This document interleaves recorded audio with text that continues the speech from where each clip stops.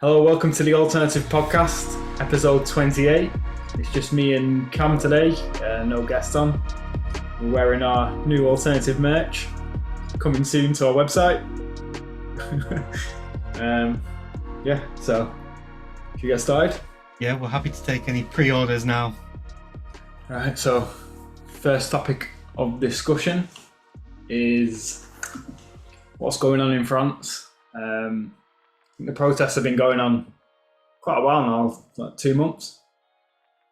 Yeah. So I heard the protests originally started because of the retirement age getting pushed back or forward. I don't know how you want to look at it. But since then, I've also heard the government have taken the opportunity of these protests, which were getting out of hand, to instigate them further, similar to what we heard happened with the BLM protests after the fact. Yeah, well, it's similar to what I've read about it, and I think this is just a theory, but I can't remember where I read it or heard it. It was on someone talking about it on YouTube, probably, saying that the protesters are there to push Marxist theories and communism, which aligns with what the WEF want to put in place. So at first I was like thinking, this is good, at least the French is like standing up for something. But then it makes me think, is there motives that we shouldn't be really getting behind, in the sense that they're pushing for communism, which goes along with the WF's agenda, and is this what the French government, President Macron, wants? Yeah, like, is it playing into their hands a little bit? And then, sort of you saying you've read the government are pushing the protests even further, sort of makes you think they want some civil unrest so they can implement their changes, their structural changes, the changes in the system through what the problems the civil unrest causes. Yeah, well, the way I'm looking at it is a similar way to how it looks for every country. And it was a way I looked at it when Canada had the protests, which didn't really, nothing sort of happened from them, really. I mean, they had a few protests and then it died down. Well, they had a few big protests, and it all just sort of died down. It seems like France are doing the same thing, whether or not the government are getting involved to sort of stir the pot a bit and make it a little bit worse than it needs to be, for good reason. That at the end of, well, good reason in their sense, because at the end of this round of protests, which look like they've gone super far, there will need to be change made, and it's an easy way for them to force change into a system when everyone's not sort of not living in their correct way. Yeah, it's a way for them to, if the people are calling for change, they can change the system to however they want to try and please the people. Like, they'll sell it as a way to please the people. Is it just another way to gain more control over the people? Which, from what we're looking at with Western governments, the more they get involved with things, the more it seems to be they're just trying to gain more control over the populace. Yeah. It makes me think, I know this is going a little bit off topic, but with the sea and when that came about, so the powers that be didn't like Trump being in charge. So we now know what the sea was after the fact. Do you think they played that card at that time whilst Trump was in power, to sort of disrupt his time in charge and be able to bring him down? To get him out of power. Yeah, basically to get him out of power, and they sort of played that card multiple. Sort of question I've got is Trump did go along with the narrative though. He's the one who imposed lockdowns. He's the one who was telling people to get vaxxed before he got voted out. But do you not think as well Trump? Well, I don't know. I'm not saying Trump's this perfect guy who was in power, and I don't know how involved he is in this disgusting system which is set up, because he must have some involvement. But then he does seem to be going against the agenda a lot as well. But do you not think at that time, us for example, we believed it? We believed what we were getting told by the World Health Organization, by that knobhead Fauci. We were believing all of this stuff. Do you not think having control over a country like United States, he had to take what he was being told somewhat seriously? Because if he just straight away came out and just rebelled against it, and it was something serious, and it wasn't just a ploy that they were putting out there, then what would he be seen as at that point? If it was actually something serious. Yeah.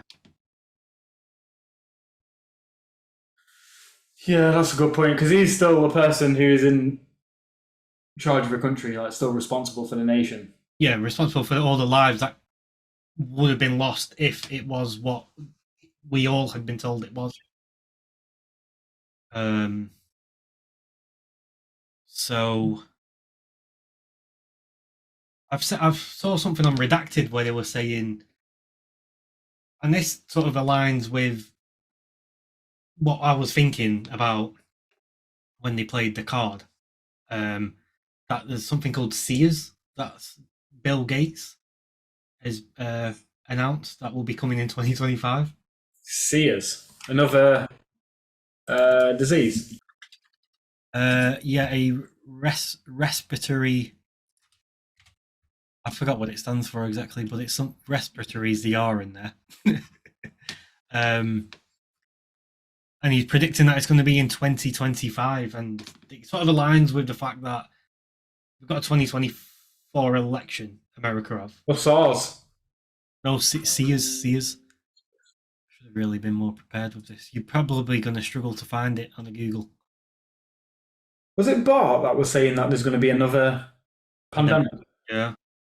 In 2025, I think he said. I think he did say 2025 because it sprung to mind when we've talked previously about 2025 being a key year. A lot of things point towards 2025 being a key year. And then when he said 2025 is the next planned pandemic, that's when it caught my attention because... And to be fair, Bart did predict the most recent pandemic in 2016. But hadn't Bill Gates already mentioned of this pandemic in 2015? 2025? Oh, did Bill Gates mention this pandemic in 2015? In 2015? 2015, he mentioned the fact there would be another pandemic in 2020 or whatever. I don't know which date he said, but... Well, I was watching the video Bart where he re-uploaded his video from 2016, and he was just going through government documents about legislation that the American government are putting in place. And it points to it now. And a lot of it was talking about quarantining people, quarantining the population, and that's like sort of stuff that revolves around the pandemic. And this is in 2016, he introduced these regulations. So in that video, he was saying it looks like they're planning or preparing for a pandemic that's going to be coming up in the future. And then one thing I always found weird about, can you say pandemic on Google, on YouTube these days? I don't know. Fuck it. I think they've got a little bit more harsher, so I don't know where we stand with anything that we say. One thing I always found a bit weird about it is I think it was November 2019, I watched a video on Netflix, and it was Bill Gates was talking about the next global pandemic. So this was before COVID was even... I think it was a thing in China at the time. I think it just started in China, but it didn't come to the Western world or come to Western media until end of January in 2020. Yeah, because it was started coming towards Italy, didn't it? Yeah, Italy first, I think. But it was a documentary on Netflix, and it came out in November 2019, talking about the next pandemic. And then when it happened in March 2020, when we all went to lockdown, I was thinking, what the fuck? Like, I just literally in 29 November, I watched a video talking about this pandemic. Hmm. And then I remember that other movie got really popular during it as well because it was like for like. I forgot what the movie Contagious, I think it was called. Contagion. Uh, Um, I mean, well, okay, I've got a point, but I'll bring it up after this. I'm just going to share my screen and show you this. I found it. This is the thing, the TikTok. This is the video that Bill Gates put together, along with the team, complete with simulated news reports like this. This is really what they're preparing for us. This video is called Get Ready. Watch.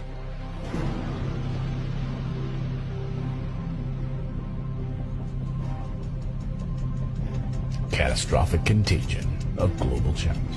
Breaking news. Two Latin American countries alerted the WHO of several outbreaks of a new infectious disease that's mysteriously appearing across the region. Severe epidemic enterovirus respiratory syndrome 2025. Oh, so that's the name, guys. Just write this down. That'll be the name of it, okay? It's Sears. Sears. It's going to be called the Severe Epidemic Enterovirus Respiratory Syndrome, and 2025 is when we'll see it. So this was published on a news channel.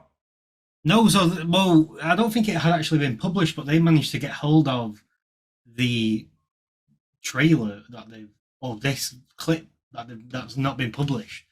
So, as far as I'm aware, it's not been published. This one sounds a little bit more crazier than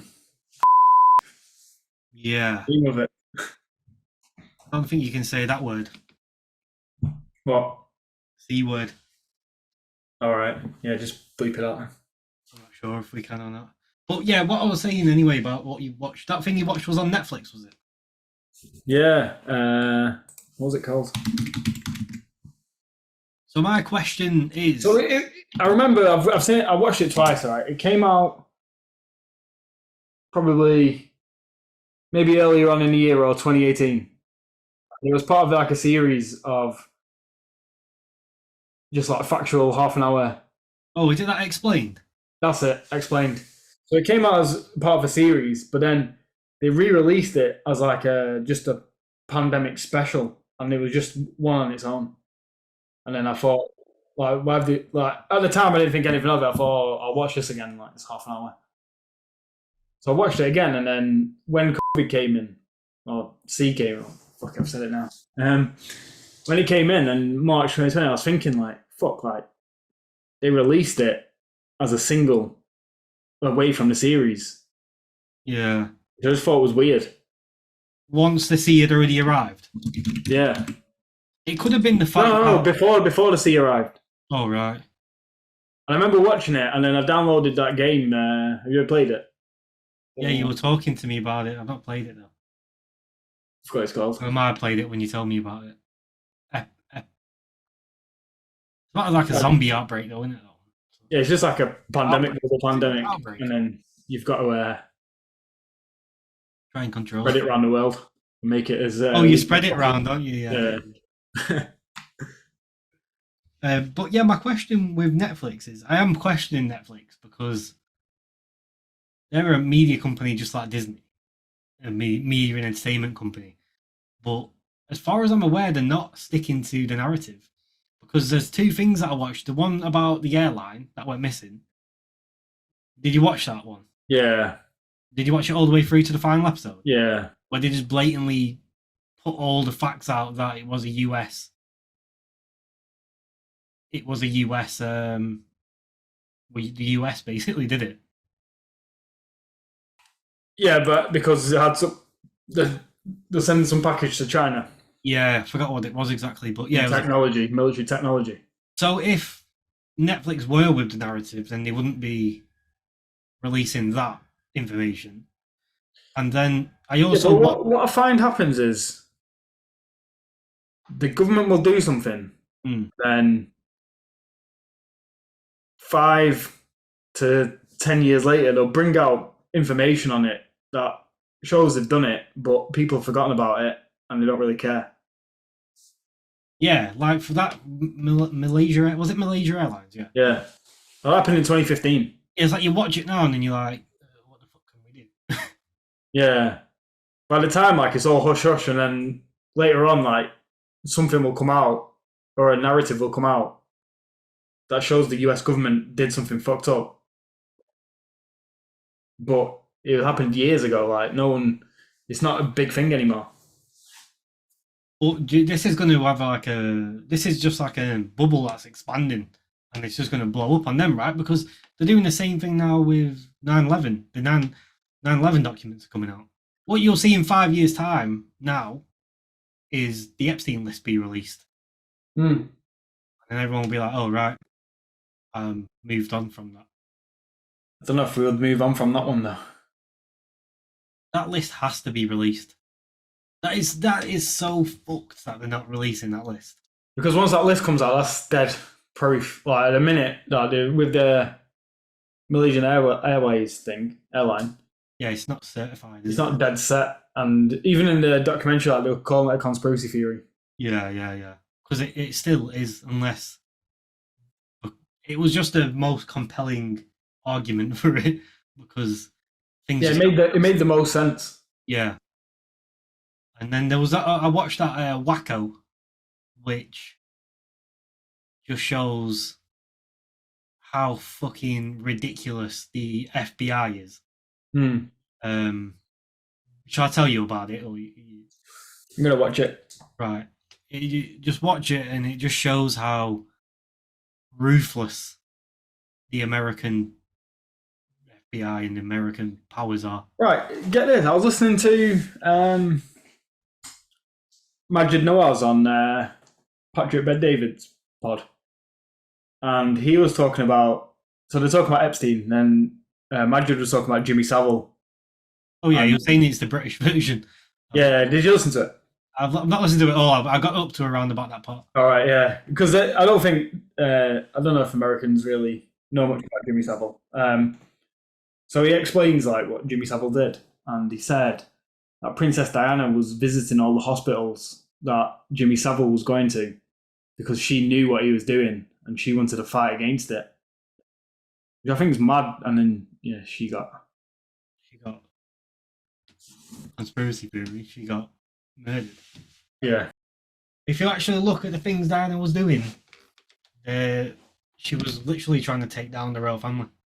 Yeah, going against the agenda. It's even with Prince Andrew, that information's out there, but no one cares. Yeah.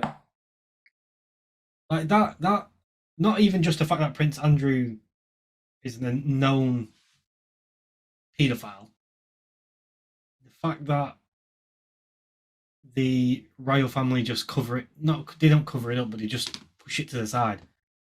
And everyone still pours their heart out for him. Yeah. I think the royal family needs to go. Yeah, I think I agree with that. I don't know. Like, I was listening to Piers Morgan's like a big royal family advocate. Oh, is he? Yeah, and he had a guy on his show. It was only a 10-minute clip. I was just trying to work out like where I sit with the royal family, because like the British part of me like likes the royal family for what it is. I think it adds like stability to the country. In a sense, it's not always chopping and changing. It is what it is, and they've got a say in what happens, but they don't have like outright control. Like, they never really implement that outright control. But the other side of me thinks like there's so much corruption. Well, it's been infiltrated by corruption. Yeah, and I don't know if it's been infiltrated by corruption or it's always been like that. It probably has always been like that, because there was once a time where we didn't have prime minister. We just the country was run by a king or a queen. I'm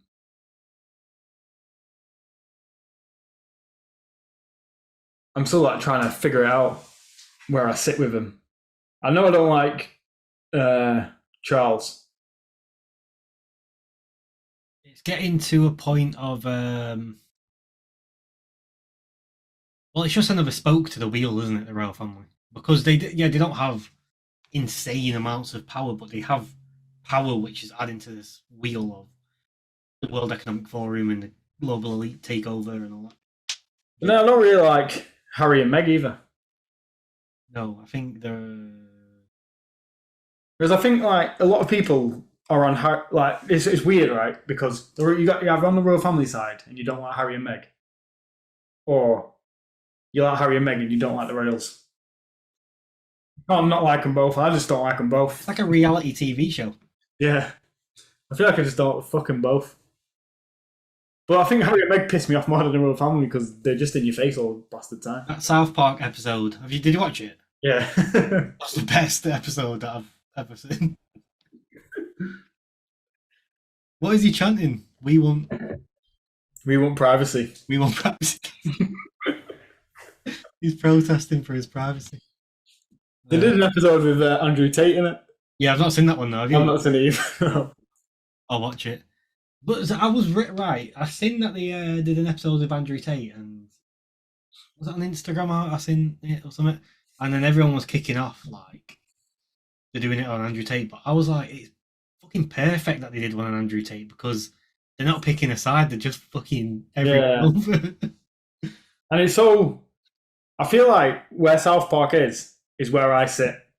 Like, it's like wacky. They're both wacky on both sides, and South Park just fucking goes into them and drills them both. Like, I think that's how I think as citizens or as people, like, we should look at society and laugh at both sides because the extremes on both sides are fucking hilarious. Yeah, and I get what you mean that it's a good place to sit right in the middle where South Park is because as time progresses, there's not many options for people that just want to sit in the middle. Yeah, I think sitting in the middle is probably the best place to sit because from like a humor perspective as well, because you can just watch what's going on and just laugh at it, and it is fucking funny. Like, you've got fucking Andrew Tate on Twitter arguing with Greta Thunberg. Like,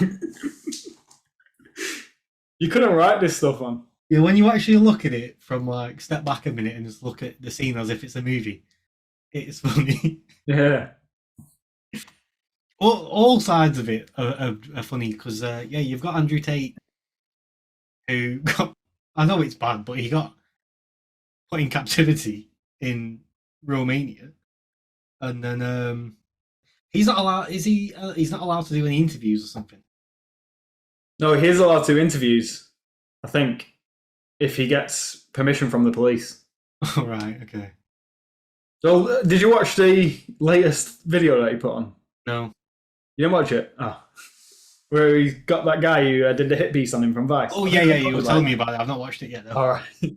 So that guy kept ringing him, and he said to him, I'll speak to my lawyers and get it sorted out so you can come in and interview me. But obviously he didn't let him in his house. I'll put it on. Is it a long video? Yeah, it's about half an hour long. All right, let's not watch that then. It's funny though. He tweeted a picture of him because he goes to him. He goes, what does he say? He goes, "Oh, Andrew, I was thinking we could do another interview." And Andrew was like, "So you can do another hit piece on me?" And he goes, "No, he won't." He goes, "It won't be like that this time. I want to show both sides of the story." He goes, "I'm not with Vice anymore. I'm independent. But I'm going to do it with the BBC." And Andrew was like, "Oh," he goes, "If you bring me a box of chocolates, you can do an interview." So then he comes to like his house, and he's waiting outside, and then the guy recording, I don't know who it is, some foreign guy's recording it, and he goes to the gate and he goes, "Oh, Andrew's just woken up. He's just having his breakfast. He'll be with you in like 10 minutes." So then you just leave him out the gate, and then he walks into the room where Andrew and Tristan are. And they're just watching him on CCTV, like, with the feet up, like, taking a piss out of him. And then the guy goes back out, like, 45 minutes later. And then he says, "Oh, Andrew said he wants his box of chocolates before he interviews you. Have you got the chocolates?" And he's like, "Yeah, I've got the chocolates, but I want to see him first before I give them to him." And the camera guy goes back, and Andrew's like there getting a massage from him whilst he's doing his work. And he goes, "Tell him to come back at 2 p.m." And then he tells him to come back at 2 p.m. And then he comes back. And then the guy goes outside again. He's like, "Oh, Andrew really wants that box of chocolates before he sees you or anything." And they was having like a discussion for about 5 minutes about this box of chocolates. And he wouldn't give it to him. And he goes, "Andrew said if he doesn't have the box of chocolates, then you definitely not have an interview. Yeah. So you can either risk giving us the box of chocolates and not having an interview, or definitely don't have an interview." Did you give him? No, he didn't give it him.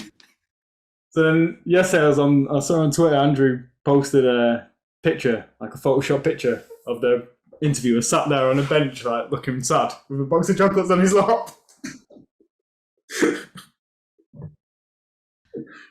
Oh, he is funny though, Andrew Tate. You've have to. Yeah.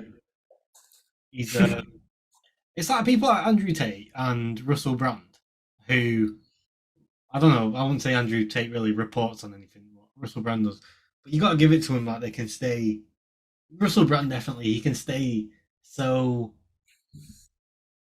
comedic around the whole everything that's going on. Yeah. I like how Russell Brand does it because he talks about really serious things, but he makes like a mockery of it. Yeah. He's good the way he does it. Have you heard that there was an assassination attempt on Putin? Yeah, but I don't know how much truth's in it. So I think there's been footage released that there was a drone attack. The US apparently, isn't it? I don't know. I mean, let's have a look here. Well, Ukraine said it wasn't them, didn't they? Yeah, but so Daily Mail, BBC News, Mirror, they say this. Russia claims Ukraine tried to assassinate Putin. Is Ukraine behind the alleged drone attack? Russia claims Ukraine tried to assassinate Putin. They're all just saying that Russia thinks it was you. Do you know, pushing that narrative that they do? The war, man, it's hard to get any like solid information on it. I feel like you either, even like with our interview with Gleb, I felt like you either listen to Western propaganda or you listen to Russian propaganda. Yeah, it's like they say there's three sides to every story. There's one side, the other side, and then the truth. And we can't get the truth, unfortunately. Here's the footage of it. I don't know how much of an assassination attempt it was.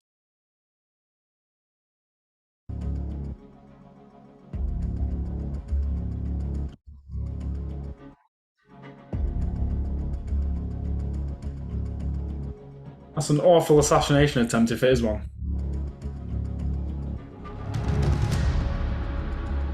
I feel like if they wanted to kill him, they'd be able to do it with not a firework. Yeah, I don't understand it. It's like that one just looks like it's been made for aesthetics. Yeah. Or they've just set that. Looks like a firework.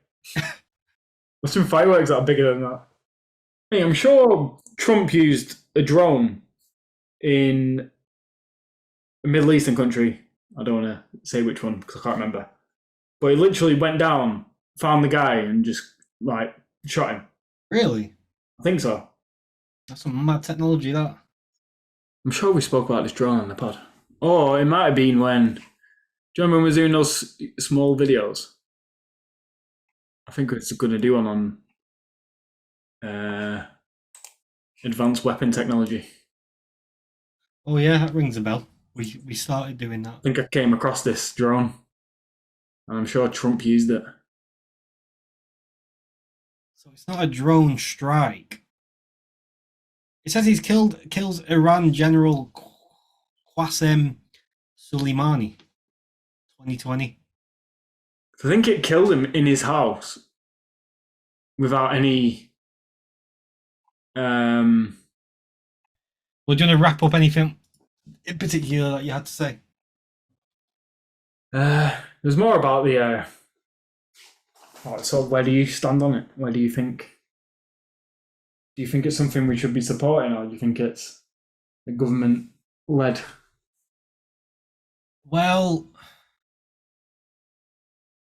yeah, I mean, government interference, that's one thing. I mean, in my opinion, any protest, I don't give a fuck what they're protesting about. Even these LGBTQ people that are protesting for LGBTQ rights should protest if they believe that's the right thing to do. Like anyone should be able to protest, and they shouldn't. For example, we shouldn't really be like, or I shouldn't judge them on protesting what they believe is right. So I don't think anyone should judge anyone on what they protest for, and I think they should be protesting even if they want communism in that country. Then fucking go and protest for it. But what you've got to look at is government interference. Like, does it play into the hands of the government? Have they manipulated the people to protest for this thing? I mean, you could say that about the LGBTQ because that can be seen as government manipulation. So that's what you've got to look at: is this genuine? Like, is this a genuine need for the country, and will this make the country a better place and a more peaceful place, or is it something that the government have implemented, or is it something that is going to not make the country a better place and a more peaceful place? Do you think communism's inevitable? If capitalism's the only,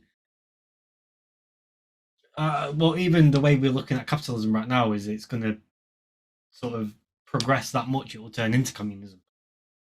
It already kind of is. It's like, I feel like it's socialism for the rich, capitalism for the poor.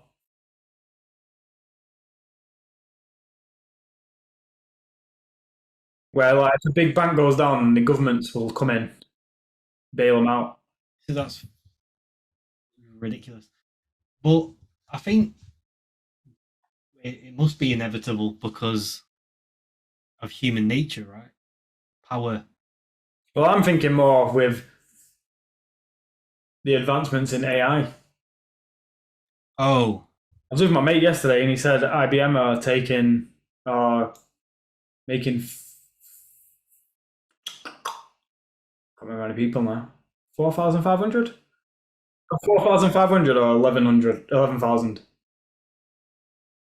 I've got to both numbers in my head for some reason. it's the question as well is I think Glenn Beck was saying it. He was like, if you're a parent of kids who are going to go to university, think about what you're doing. You're getting them in, I don't know, 50k debt or whatever you get into, something. It's absolutely ridiculous. You're getting them in 50k debt to be able to get a job which is about to be replaced by AI. Yeah. So you need to really think about whether or not you want to send your kids to uni. And then the less people that go to uni means there's less qualifications in the country, which means if AI is not taking over the jobs because everyone's scared because they don't want to get into the debt to get the qualifications, it just means you need to import more foreign labor over. Because they're the ones that are going to be qualified to do the work. So there's going to be a decrease in qualifications in our country. The whole AI scare is going to do enough damage, let alone actually when AI kicks in. Yeah. Or AI is even at that level. We've even had the conversation before, like, and I guess as it's progressing and more things are coming out, because you're seeing stuff like, I mean, we're going to talk about it later, AI music. You're seeing other things that on Instagram and stuff, even like just the masses are seeing AI can do this, AI can do that, AI can do this. So even if you're not consciously thinking about it, and it's in your subconscious, you're going to be thinking, what opportunities there are actually out there for me if the fucking robot can do it all even better. So subconsciously, people are going to get lazier in the head, in the mind, and start thinking, well, what's the point? There's no opportunity for me. I don't want to do that. I don't want to do this. I'm not going to try and advance my skills in this. It's like, for example, I do quite a bit of graphic design. I enjoy doing it, so it's a bit easier. But for someone who has progressed their skills from 5 through the last 5 years, you sort of look at it and think, well, AI can do this stuff that I can do. like practically like for like, and they can do it in a split second. So what's the point? Imagine that spread across all the other industries. And that's the sort of the knock-on effect which Glenn Beck's saying it's having on education. What's the point in sending your kid to uni? What's the point in getting your kid in 50k debt, 100k debt, whatever, when there is a job available for them right now? But even in the 3 or 4 years when they finish uni, is that job even going to be there? Yeah, 3 or 4 years is It's a long time in AI years. yeah. Like with the advancements of AI, it's like I feel like it's a lifetime for us. Like, yes, IBM are cutting 3,900 jobs, 1.5% of its workforce, to replace it with AI, and that's with ChatGPT 3 came out in December. What are we? Even 6 months later. That's ChatGPT 3. ChatGPT 4's out now, which I don't really use it that much. You use it a lot more than me. Rajan uses it a lot, and he said it's miles better than ChatGPT 3. Yeah, it just you can just see from a process how many people it takes out. Let's talk like we use any example, right? I don't know. So let's say before AI, if you, I don't want to give an example. Give me an example of some area of work. Accounting? Accounting. So, well, I don't know shit all about accounting. Let me just say marketing because I know marketing. Because let's say a marketing department would consist of social media marketer, graphic designer, marketing strategist. So let's just say them three roles, right? Maybe you've got like a visualization lead or something. That they're three roles, right? So that four roles, let's say, that could make a. And let's just say you got a marketing assistant. Let's say there's 5 roles for quite a solid marketing department. That's one whole department, and then as you grow, that department grows and grows and grows and grows. That doesn't matter with AI because you don't need the manpower because you just need the machine. So that one department in a smallish business with 5 people, that as it grows could turn into 10 people, 50 people, 100 people. You're replacing that with AI. You only just need that one person for the whole time because you don't need a graphic designer because all you need to know is how to prompt. So you say, AI, act as if you are this is how you prompt it. AI, you are now a graphic designer. Um, create me something. Create me something that. And just puts that hat on, and then Yeah, and then you say, thanks for that. Now put your social media hat on. Tell me how I can run this out as a campaign. Give me the content. well, there's a tool that I was told about yesterday called Auto GPT. Basically, you can just say to it, like, find me the cheapest flights to Dubai from London Heathrow to Dubai. And it's like taking that layer that ChatGPT have blocked off, where you can't search and do. Do you know why they've taken that off? Because Microsoft invested into it for their Bing, and they don't want OpenAI to do it. They want Bing to be able Bing to do it. Yeah. So you can say to it when it finds the cheapest flights, or book me the flights to Dubai, and it'll book it for you. Like, you give it your details, obviously, and it'll just book it. And I guess once it's got your details, it knows it. So then next time you say, "Oh, find me some, I don't know, new cushion covers on Amazon," it'll find you some in grey. It'll find you them, and then you say, "Buy them for me," and then so then that takes out any personal assistant roles. Well, they've made it. Microsoft have made it. The trailer. You showed me the trailer for it. But this one's Auto GPT. There's one that some other developers have made. Copilot. You ever? Yeah, that's it. Yeah, he showed us that. Yeah. So yeah, all of these startups are good, but at the end of the day, how can you Microsoft will win. compete? Yeah, with Mr. Bill Gates, Mr. Money Gates. Yeah, I was listening to Chris Williamson, and he had, Ray Dalio. He had him on. I think it was last week, and they were talking about AI, and there was Chris mentioned this subculture in America that like middle-aged men or men of our age who are able to work but don't want to work and don't work, and you just like sit at home, smoke weed, and play games all day. So if that subculture is already out there and AI starts replacing jobs, do you think that subculture will grow into? I think I might have watched a YouTube short of that episode with Chris where they was what he saying that socialism's already on the back foot because when AI sort of pushes socialism on us as it will, no one's going to be doing anything to like help the world get better. Yeah, like people won't be going out meeting each other. People won't be having kids. It'll just be deadlock, won't it? Yeah, and AIs will just be running the world, or robots will just be running everything, like doing everything.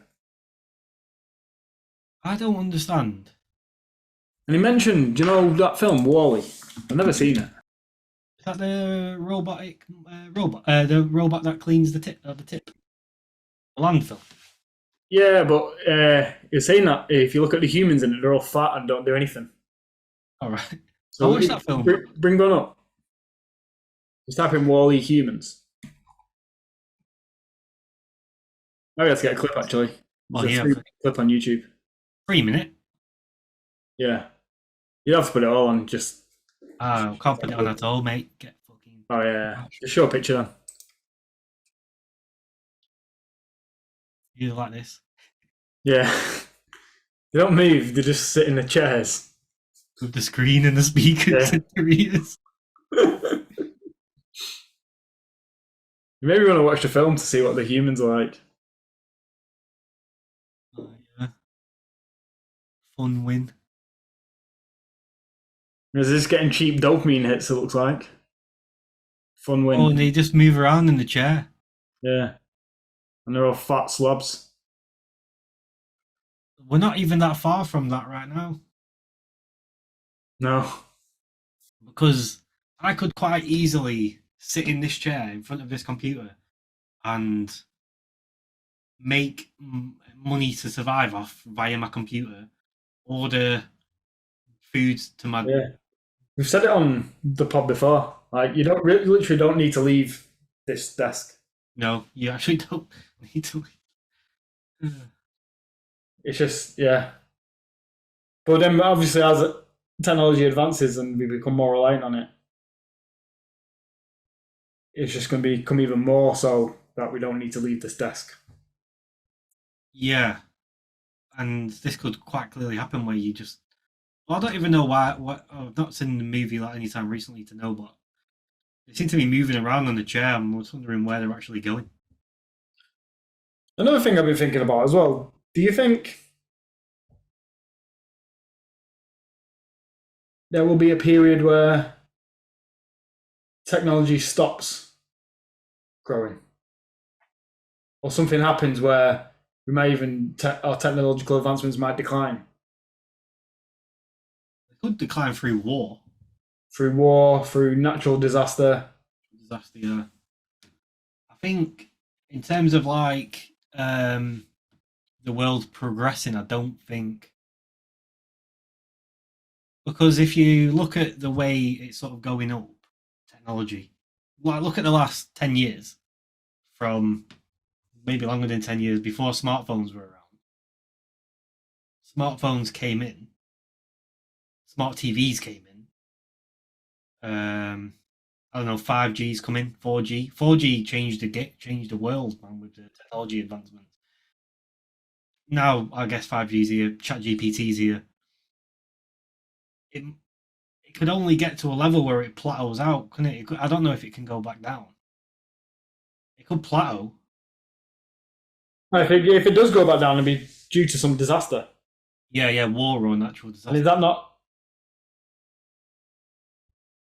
more likely than technology just going straight all the way up? War, I don't know, because I was thinking about this the other day, right? It's funny that you brought it up because I'm not saying it's going to go back down like that to there, but it could go. yeah, well, any sort of movement down is like Bit hard. volatile. But I was having this thought the other day, right? That I didn't really look at the way it could go down, but I was like, technology is just on an upward curve, and it has been for I don't even know the last thousands of years. There was a point, obviously, you believe what Graham Hancock said, that we have fallen off through natural disaster. But the way it's going up and up and up and up and up, what does it mean? It just means colonization of Mars, colonization out of space. Keep finding technology comes out to keep using materials that we find on these other planets to just breed us further and further and further. That is I feel like that is what humans are progressing towards. Like, that's the only thing I can think. I don't think anyone's got it as like a clear goal. Maybe Elon, but I feel like that's the only progression. Like, what else is the point in all this progression? Do you know what I mean?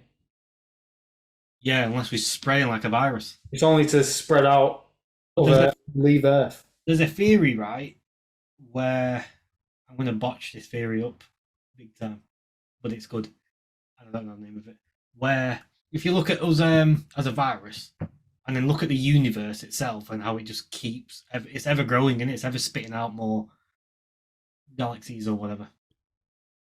That there's a theory that humans or whoever else is out there in the universe has already cracked the code of automated like growth and colonization, and they've got it. That's why the universe keeps growing, because the technology's already been turned on in some form or another, which we might not even be able to comprehend, or we can't comprehend, and it's already been turned on, and that's why the universe keeps flying, going bigger and bigger and bigger and bigger.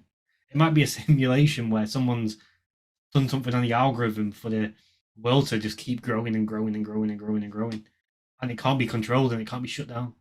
It hurts my head when I think about this kind of stuff. But they've not lost control of it. Yeah. And then I don't know, this is just something I'm adding on to the end, but all these other little sub things that think about, we've grown from caveman times. We're just like another part of the algorithm which has been built to grow and grow and grow, and then expand on another like realm of the universe. I don't know if you want to call it a realm, but another part of the universe to grow even further. And imagine dotted around the universe there's hundreds of millions of Earth-like worlds where their sole focus is to grow the population and expand out, and that's just what's going on. Do you think there's a intergalactic federation? Well, that's one of the other theories, is that we landed here. We landed here in a space battle. Have you heard this? Landed. That we had to escape the battle, and we came to Earth, or we crashed onto Earth or whatever, and because there was nothing on Earth and we just had to go through generations of restarting everything, we just got dumber and dumber and dumber and just forgot everything that happened before. Yeah, I think what's that guy called? Does he say this? Billy Carlson. Maybe. Yeah, because it was around about that when I was going on to my Billy Carlson videos that came into. I think he said like we've forgotten all the manners that we progressed that much. Like, we were all civil with each other, but then when we got to Earth, each generation got dumber and dumber, and forgot how to treat each other and started fighting. And I think it was that on that more primitive. Was it on that concrete podcast? Might have been on that. Yeah, that's a good episode, that podcast. The other side of it is people are like, oh, they need to stop AI, but stop AI and do what? What do we do? We stop AI. That means like our technology will stay Stagnated. the same. But then what do we It's do? not stopping AI now. No. Elon Musk's made a new company, hasn't he? Have you heard? No. What did he say? It's like the toothpaste is already out the tube. Is that what Elon Musk said? No, I don't think Elon must say that, but Oh. that's what they say about, you know, when things have been like released and then you can't put it back in. Yeah. The toothpaste is already out the tube. That's funny. Here, Elon Musk. This is on the 14th of April. Let me share my screen. You and the guys at home there. Companies incorporated in Nevada. Elon Musk created a new company dedicated to artificial intelligence called X.AI. The company, which a Nevada filing indicates incorporated last month, currently has Musk as its director. I don't think there's much information about the actual company out there, but Musk has purchased thousands of GPUs to power an upcoming generative AI product. Musk planned to create an AI firm to compete with the Microsoft-backed OpenAI, which was Musk's in the first place. What sounds like is going to happen here is he's getting shit scared of what Microsoft or OpenAI are doing with AI. He's going to build one to like counter that one, and then they're going to end up having a fucking AI war. I don't know what good it'll do there. Oh yeah, Twitter's renamed X Corp, and he's made this one called X.AI. Yeah. Well, that article there is something I was going to talk about. Godfather of AI quits Google. All right, lead us in. Yeah, so this geezer quit Google. He's worried about. So basically, what he was saying, what I was listening to, is saying that Google were investing into AI for years and trying to build something in a safe way. But then OpenAI came out and integrated with Microsoft and Bing. And this is the first time ever that Google, as a company, as a search engine, have been under threat of like losing market share because they've always been on an upward trajectory. So he left Google because Google then started to think, oh shit, we need to compete with Microsoft, otherwise we're going to lose a foothold in the market. And because they're competing with Microsoft, they're getting more. They're not going about AI in a safe way that he initially wanted to do. Right. Okay. So they're going about it in more of a ruthless, competitive way, which can be a recipe for disaster.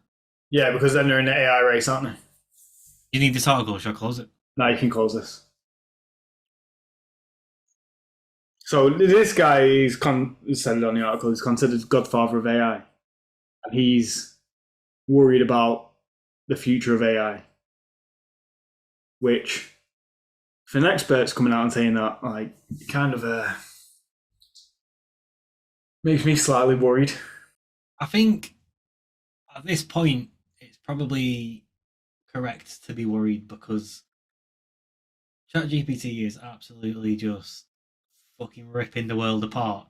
But then you've got, well, this for instance, this guy leaving, and then you've got the fact Elon Musk's made one called, well, XAI.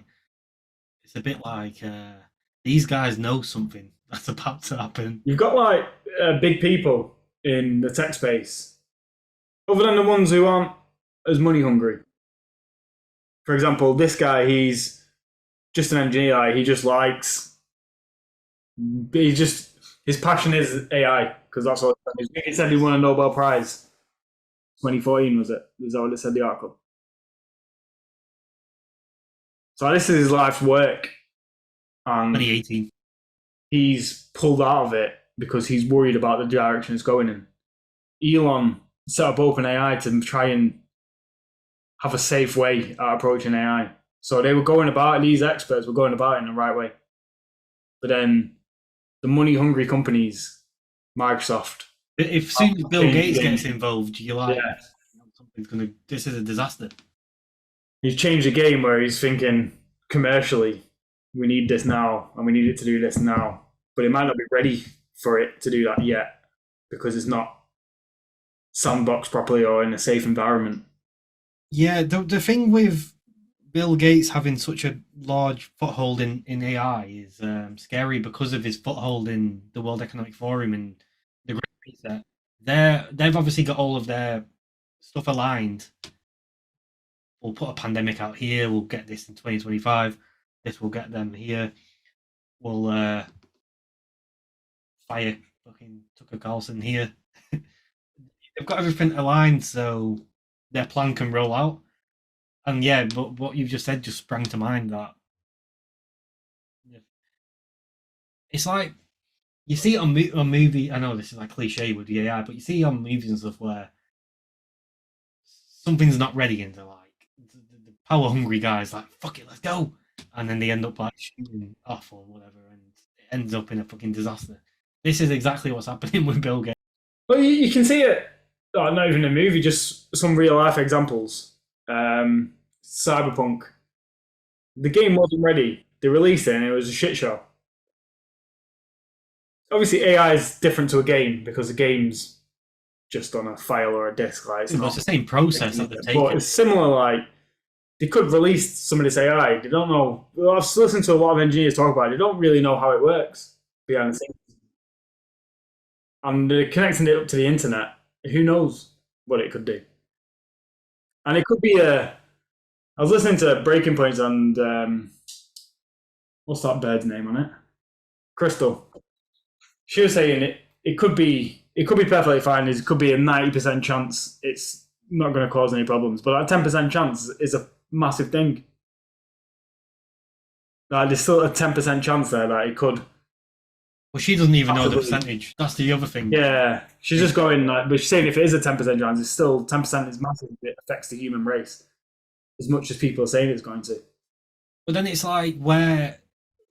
So okay, let's say at this moment in time today, there's a 90% chance it'll be fine. Things are that's not going to be it. Things are they're going to want to make it better. Bill Gates is going to want to make more money, more power out of this. It's going to get to a point where it goes 80% is going to be fine, or 70%, 50%, and then it's going to there'll become a point where power hungry men like fucking Bill Gates will just keep pushing the boat to that fine margin until disaster strikes. Mm.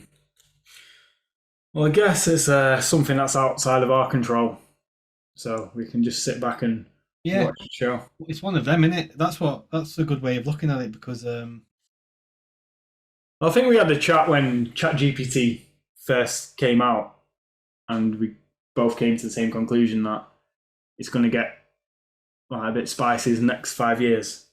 But all you can do is just sit back and fucking enjoy it. Well, enjoy it or just ride the wave. Ride the wave and just see what happens from it. It's interesting though. You can't stop it from. It is interesting. That's the other thing. It's like it's exciting. Yeah. We know how fucked it is, and we know some of the main players who are fucking about. But at the same time, you're quite curious as to what will happen if it starts working out. One thing I want to just talk about as well is Mark Zuckerberg. I've not heard anything about him. Exactly. Like, this is what I wanted to talk about him. Like, he came out with all this metaverse shit, which I said at the time, I don't think the metaverse in 2 years' time is going to be what everyone's expecting it to be. And it's coming up to 2 years in October. And I'm not doing any meetings in the metaverse yet.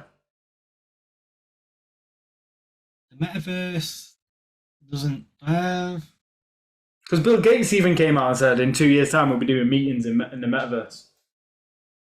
Well, it's where you want to consider the metaverse to be, because this technically could be. Yeah, but he was doing meetings like this in 2020. Yeah, but we just started doing meetings like this. Like, it wasn't a normal thing, though, was it? Mm.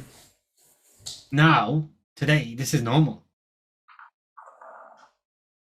Yeah, this is just the norm now. Because even like local people, I can go and meet them, or I'm just like, oh, should we just jump on Zoom? No, I think that's what they were getting at, where they're saying your meetings will be in the metaverse or online or whatever. I guess. I've just googled his name to see what he's been up to, Zuckerberg, and 2 days ago, Mark Zuckerberg runs 5K in 19 minutes 34 seconds. All right. He's running 5Ks. Yeah, because he changed everything to Meta and then just turned around. Well, I think when we were talking about it with Jay, when we were talking about the VRs and stuff, when we were saying the game won't begin until Apple release what they need to release because everyone's brainwashed into Apple so hard.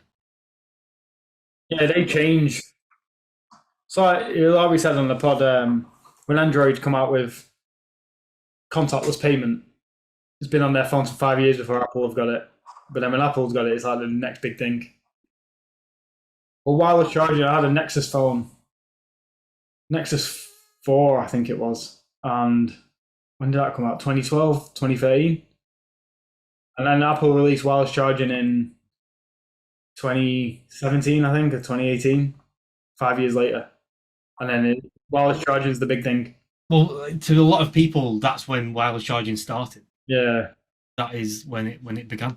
And the problem is with Apple. I mean, the technology is good, but it's not the best technology. But when people look at like Nexus, for example, they don't even give it the time of day to even think about what the technology is. Like if you say, "Oh my god, my phone's got wireless charging," and if you said that to someone and they're like, "Oh, what phone is it?" and you go, "Oh, it's a Nexus," and they'd be like, "Oh, I don't give a fuck." But if you went up to someone and said, "Look, I've got this Apple device. No one knows about it yet, but it's Apple and it's got wireless chargers. A new one's coming out." They're like, "Shut the fuck up! Wireless charging, fuck off." That's how like weird it is because they don't even give any other company like the time of day. Yeah, sure. And I feel like Bing's going to have a bit of that issue as well because people, obviously, even us included, well, I'm not going to use fucking Bing. I'm going to use Google. Yeah, I was thinking when I was listening to the engineer talk about Google being scared about losing some of the market share. I was thinking, I don't give a fuck if Bing's got GPT. If I want to use GPT on Bing, I'll just go on Bing and use GPT, and I just remember use Bing for a search, and I'll just carry on using Google. Well, I guess you'll start like thinking, "Oh shit, I'll just quickly Bing it," because you'll start doing that. Yeah, because the advancement of the answers that it'll give you. I'm guessing Google will come out with something this year. Why did Google not just fucking just drop everything and just buy into ChatGPT? Well, he was saying he wants to do it in a safe way. Oh right, but yeah, Microsoft are a bit more Yeah, ruthless. they bought into GPT without. I'm guessing they just thought they would compete with GPT and beat them. Interesting time. It's going to be interesting to see the impacts on society and how the economy is going to work, because if people aren't working, money's just being funneled to big tech. The economy's not going to work. So that's why my thought is socialism inevitable, because that money's going to have to be redistributed somehow to keep the economy pumping. After talking to Mike when he talks about on the podcast, check it out if you haven't already. When he talks about living in sort of like in a pure socialist society, I don't know if technology takes over the jobs and we're forced to go and get universal basic income. There's no turning back from that when that decision gets made, because there's no jobs ever again. Yeah. And the new jobs aren't going to come out because AI will take care of anything. So I guess it's what you were saying about Wall-E, is people are just going to go into this rut of absolutely nothing and just spending their money on their allowance on a bottle of whiskey when they can. Yeah, so is that the demise of the human population. That's the only way it's predicted to happen. I don't what. Because people aren't going to be motivated to do anything. They probably won't be motivated to find a partner or have kids. Because what would be the point? Like you've got even today, like right And now. are you seeing that right now with younger generation? Right now, no one can be asked doing anything. They I was don't. talking to a mate about it yesterday. Like, I said, do you think the community spirit, like the people, as we start becoming more reliant on technology and glued to screens, do you think people will start craving more social interaction? So they'll go to like social places where they can, I don't know, play pool, ping pong, darts, whatever. Will they do? Will people go out more and do more of that? Is there going to be more demand for it? And he said, for our generation, probably, because when we were kids, like we still had computer games and all that stuff, but in some holidays we would make sure like we would go out, play football, go on our bikes, like we'd do stuff outside with our friends. Yeah. They said the generations today, they're just like meeting up with their mates on Xbox or PlayStation or on computer, and that's how they're socializing. Yeah, or they're just in like WhatsApp groups or Snapchat. So they're not used to going out and actually meeting people physically, so they will never miss it. Yeah, it just won't exist to them, really, will it? Yeah. And then when they do, if it did ever exist to them, it would just be awkward for them. They won't like the social interaction. They'll be scared of it, and then you won't. It'll just end up phasing out because you'll be worried. You'll be scared. Yeah, over like maybe not the generation who are kids now. Maybe their kids it'll be stronger, and then their kids even stronger. Or they might not even have kids after that. It might just start slowing down completely. And then you just sort of will get to a stage where you don't actually have to. You can just order kids. You just come in a jar and then you get it. At that stage, do you think the world will just run with robots, and the elites will be the only ones having kids, and it'll be their whole world then? Yeah, their world, and everything's done with them via robots, through robots. Sorry, I just really need a piss. I won't be sorry. Yeah, so my next topic was we had a discussion, me and Aaron, off camera about education, and I don't know. Obviously, we've had the discussion about AI in education. I do think education is a big talking point at the moment because what's the need for it, if you so to speak. But I had a conversation. Well, what I was telling Aaron is I had a conversation with someone not long ago who did a maths degree, and we basically came to the conclusion that maths degrees mean more because they actually mean something. Doing a maths equation means something and you can actually do stuff with it. Whereas marketing degree, for example, is all based on sort of made up things. It's all sort of hypothetical scenarios which people are living out, if you get what I mean. So yeah, my question is, should education be split and you do objective education and then you do subjective education? What are your thoughts around that?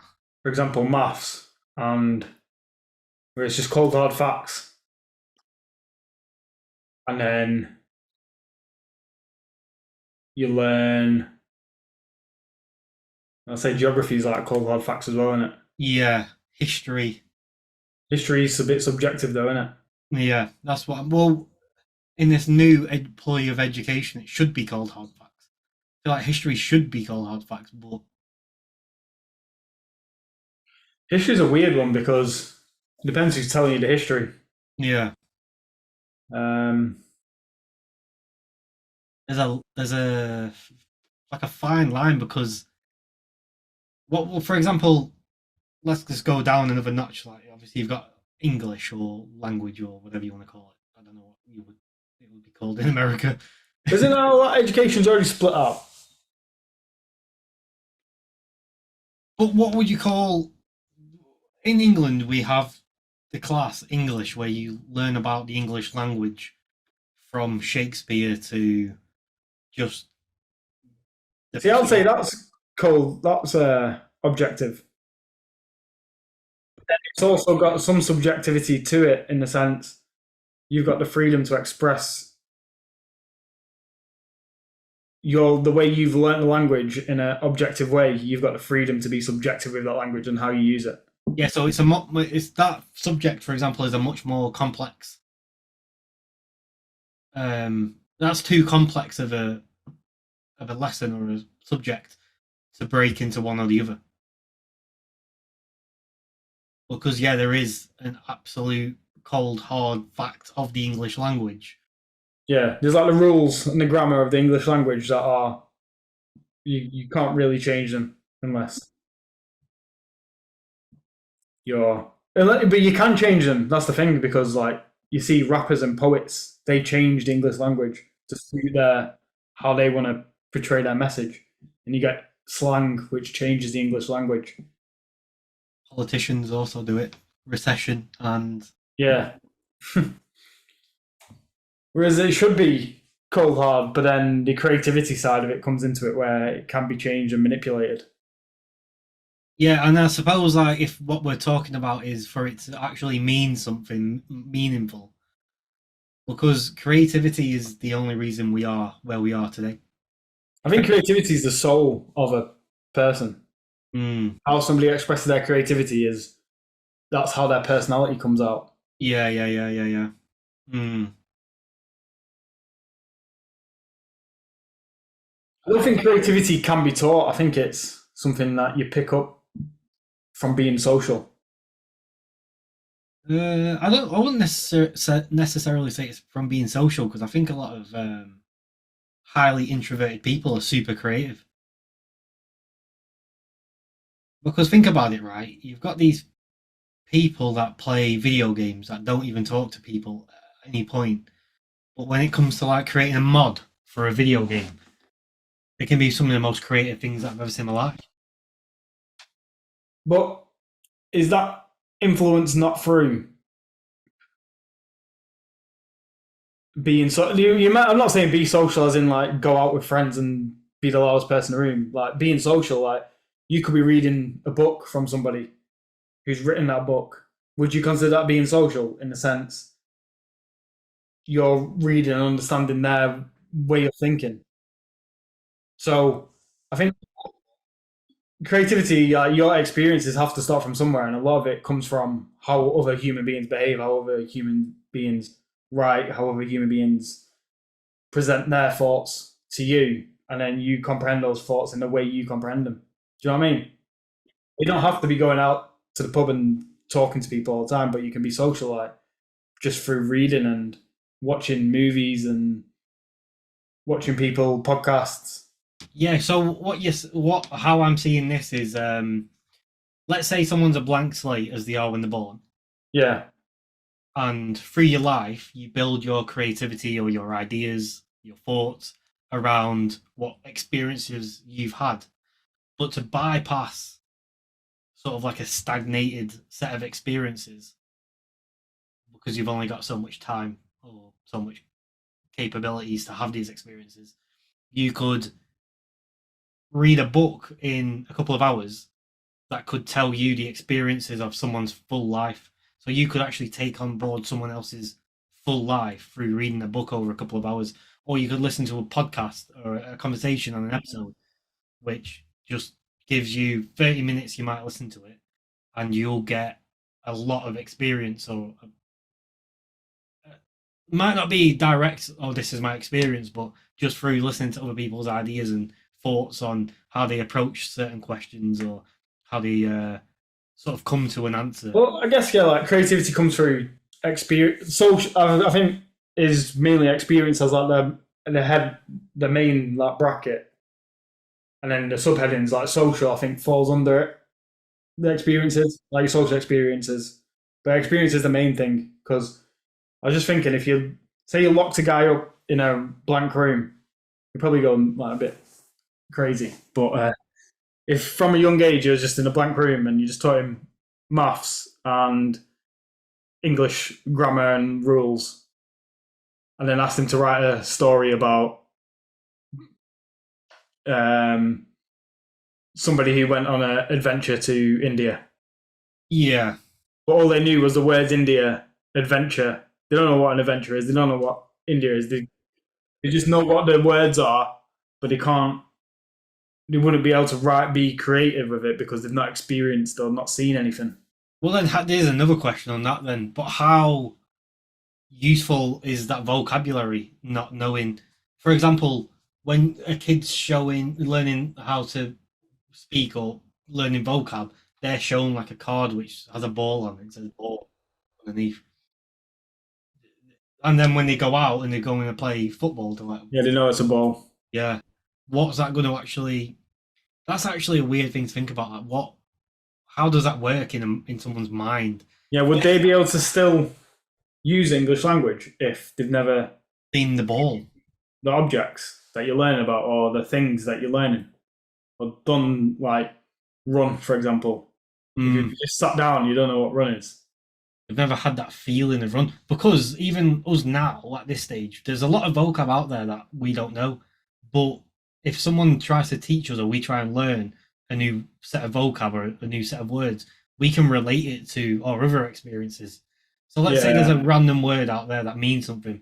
We can relate what we know about what's sort of connected to that word to work out the best possible scenario of what that word actually means, if you get what I'm saying.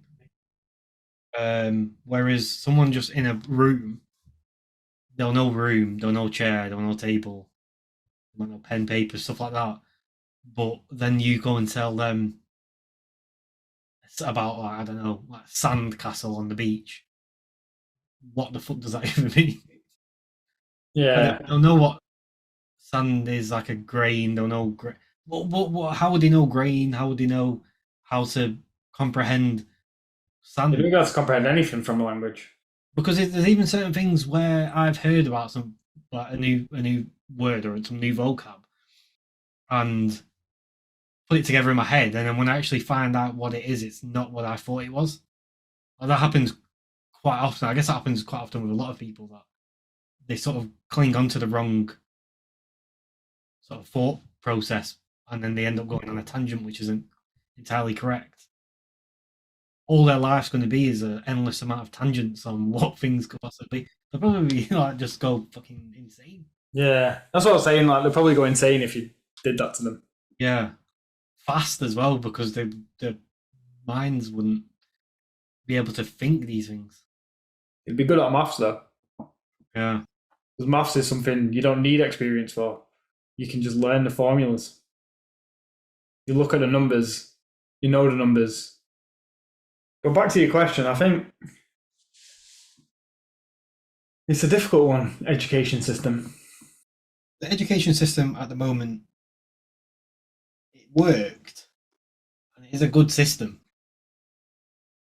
but it's not good for modern day, and it's infiltrated with corruption.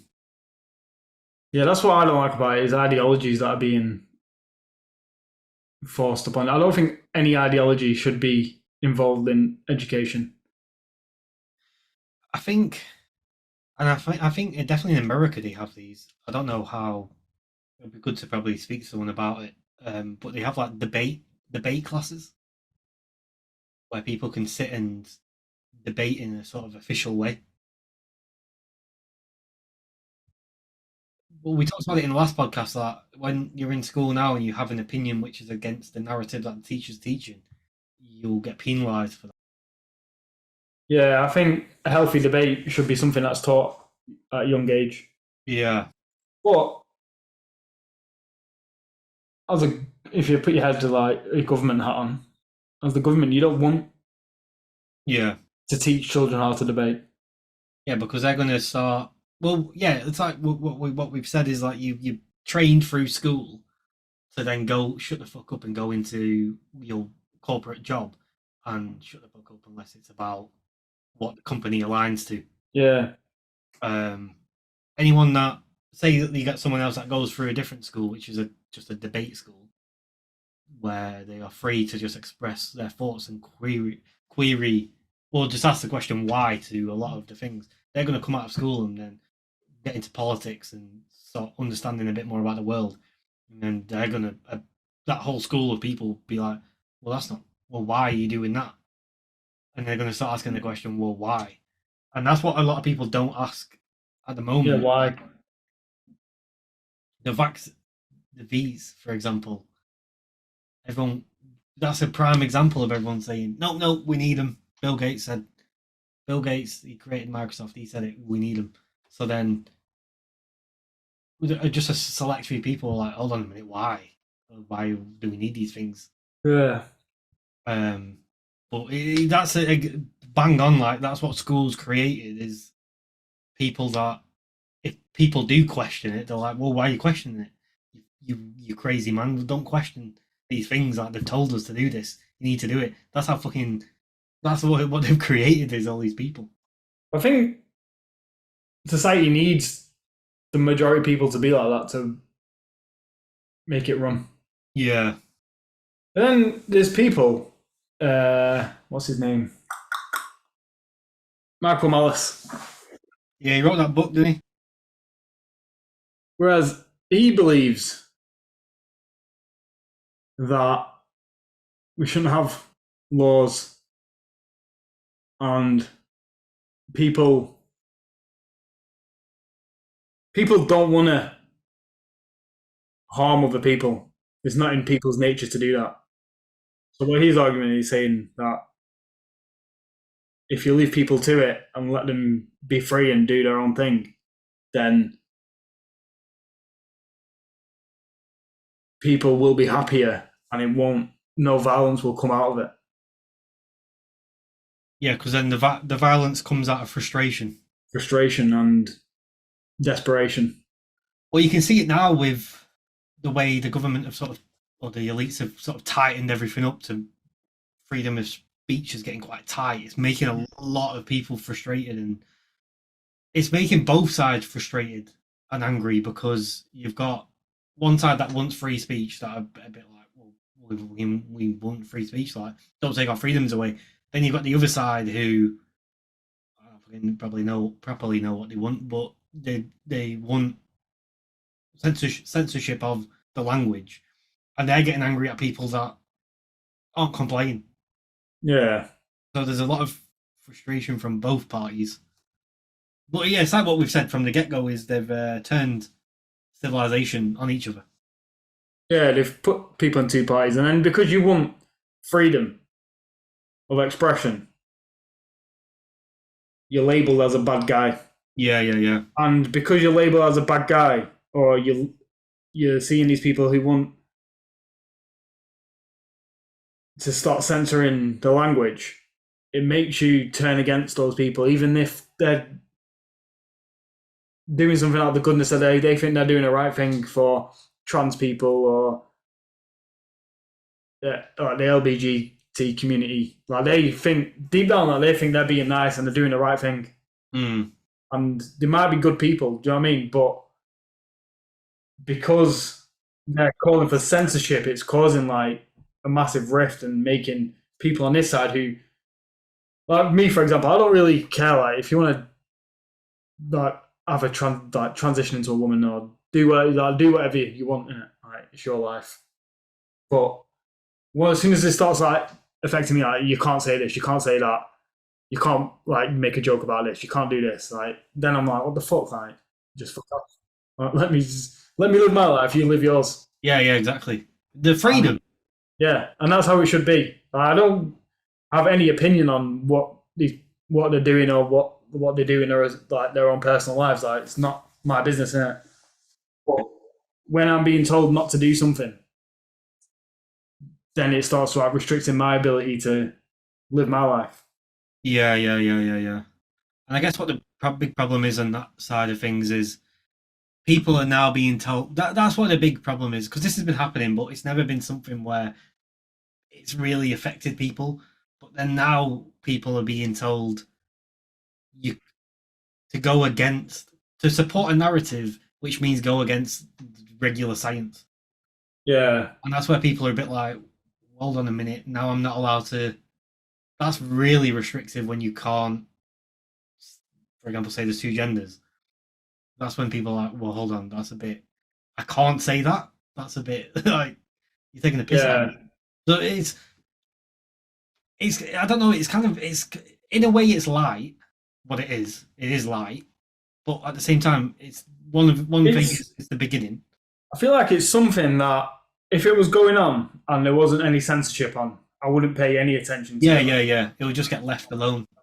If it, maybe one thing I'll pay attention to is if children are being taught that there's loads of different genders at school, like confusing children. I don't agree with that because I feel like children should just be taught like facts, Science, yeah. science about that stuff, and then be able to express their own creativity in ways that they want to, not being pushed certain ideologies and being told this is how it is. That's one thing with school. Like, I feel like when we was at school, there was no really ideologies being pushed on us.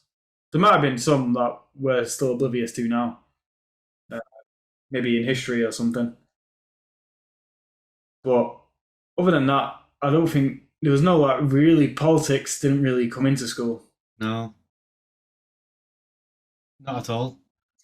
I didn't really care about politics at school. And then at the same time, like I'm seeing the kids who were learning about this trans thing, which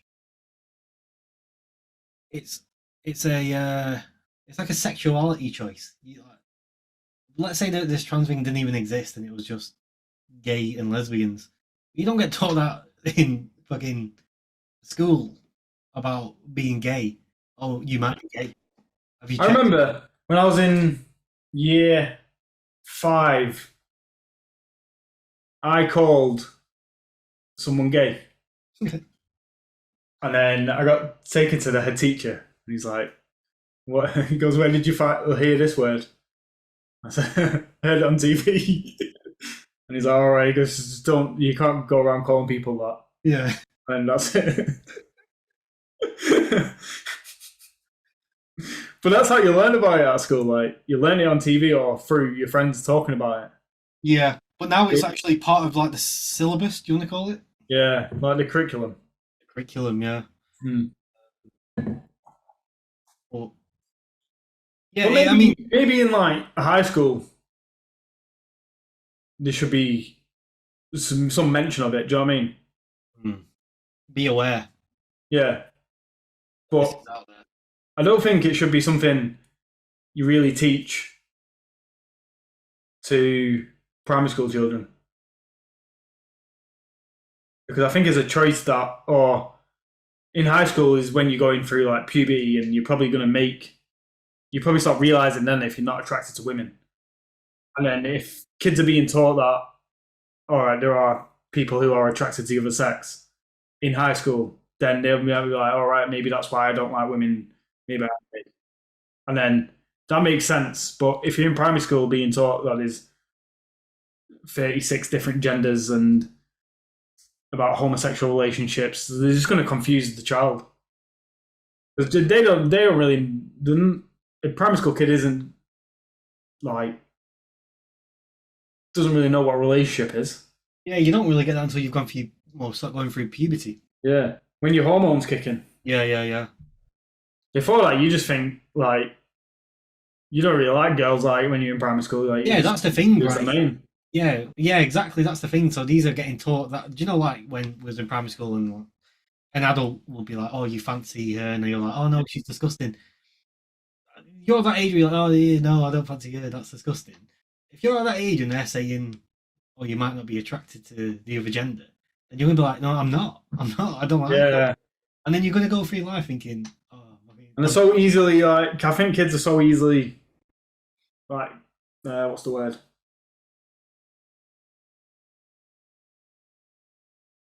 I can't think of the word. Fucking hell. Mine's gone blank today. manipulated." Not manipulated, because I think that's a bit of a harsh word. Oh, I know what you mean. Sort of like led astray. Yeah, like you can easily like tell a child something and they believe it. Gullible. Yeah.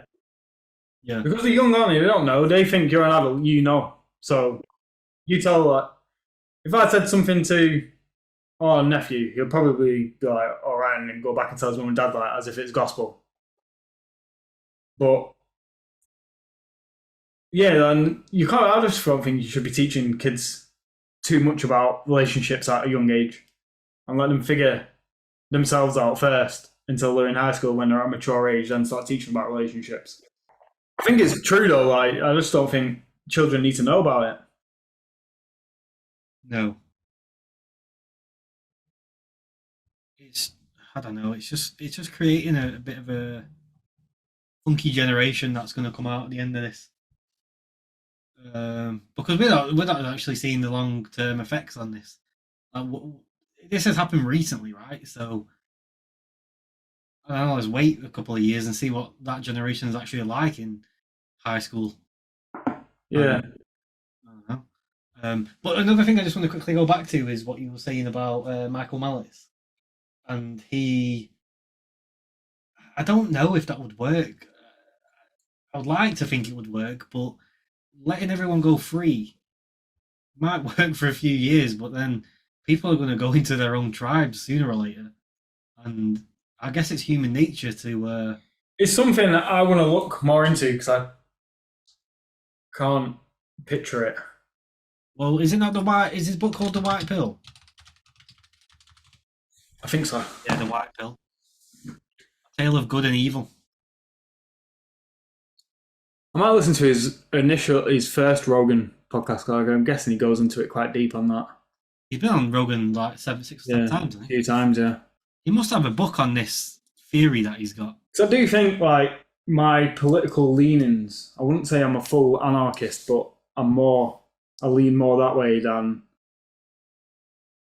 what's the opposite of it? Socialism or Well, I don't know if totalitarianism. Anarchist is I don't know, but is it not just completely different to the narratives of any sort? Well, do you remember that political thing we looked at? It's like a graph. Oh yeah. What's it called? See, somebody who sits on the right and on the right of the libertarian, right in that corner. I'd say he is a anarchist, free market capitalist kind of guy. Right. Okay. Who wants like the market just to run itself and society to run itself. I'll probably say I sit. If you move left a little bit. No, a bit more, sorry. Move more towards the centre. Yeah, right, and then move it up. Down a little bit. I'll probably say sit around here. Maybe a bit more to the right on the left-leaning economic thing. Maybe bang in the middle of that square, to be fair. Yeah, I'd say around there. So, who would you put in this category up here? Like, I think that's pure tyranny, that. And then this side? That's pure Marxist, like Stalin. And then down here you've just got... Down there, I don't know how that would work.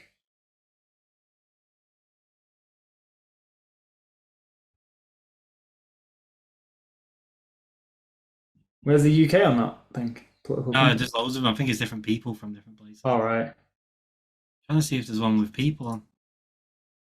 Oh, this is 1984. Satan's Gate. What useful idiots. Fascism, God, family and morals, Nazis, 1984. I don't know what. So I said 1984. Surely not. What? 1984. What? The book. I think that's what they're talking about, yeah. You see what they're doing though? They're putting them, they're subcategorizing the categories. Yeah. Yeah, but they're a bit weird subcategories. Yeah, I know. I'm trying to find one that has people. Empire of the Illuminati. Confederate Republic. Fascism sits in the middle. I thought that was like rather right. So I take the Hitler one. I wouldn't take this as gospel. I don't know.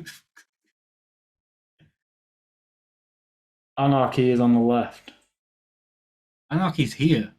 Yeah.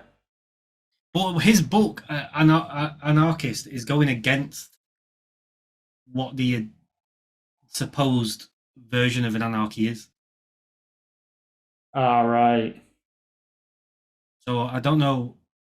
It might be worth a read. Anarcho-communism, anarcho-collectivism, ultra-anarchism, anarcho-capitalism. Yeah, so they put fascism in the top right. That's where I thought it should go. Fundamentalism, nationalism, conservatism, liberalism. It's dead center.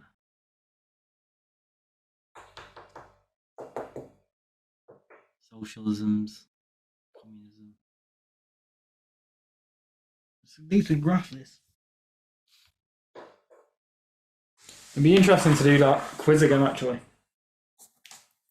Yeah, at this point in time. Yeah. Because I think, when did we do it? It must have been about a year ago.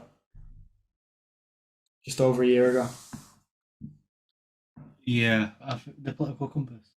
I think I did sit close to where I said then. Maybe I've gone a little bit more right. I was left, weren't I? I think so. I was just left off centre, even. But I also think do you think because of today's political climate, I'm putting myself further that way because I feel like there's been a shift in where I think I am politically? Yeah, maybe just try the quiz again and answer the questions as honestly as you think. Yeah, I'll try again before we do our next pod. Right, we'll both do it. Come back to it. Shall we wrap this one up? Where does ChatGPT fall on the political compass?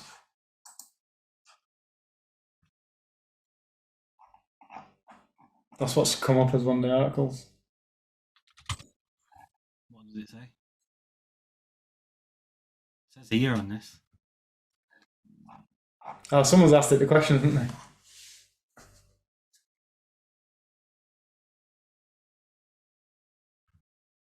Very left-leaning, isn't it?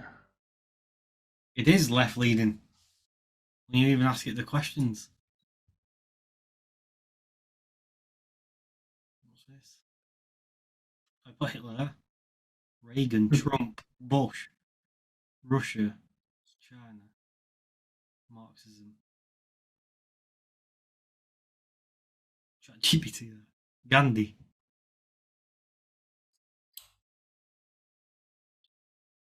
Pakistan, Vietnam.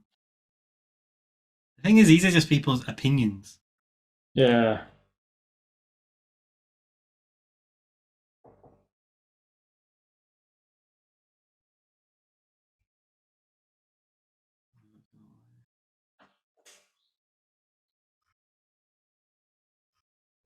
Yeah, because I guess it depends if you're doing it, how far left you are. Yeah. I'm going to put everyone on the right. Yeah, exactly. It's just you're biased to the ones. It's impossible to do that unless you get like an average from a large set of people. Yeah, if you get like 100 plus people to do it and then just average it out. Yeah. We should do it. Yeah, it'd be interesting actually, that. What would we go about getting people to put these on this board?